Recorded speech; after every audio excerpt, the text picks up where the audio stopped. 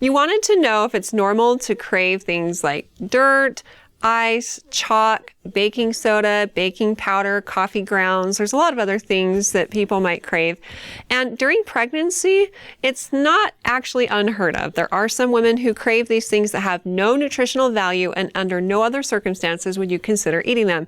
But for some reason, you find yourself craving these things.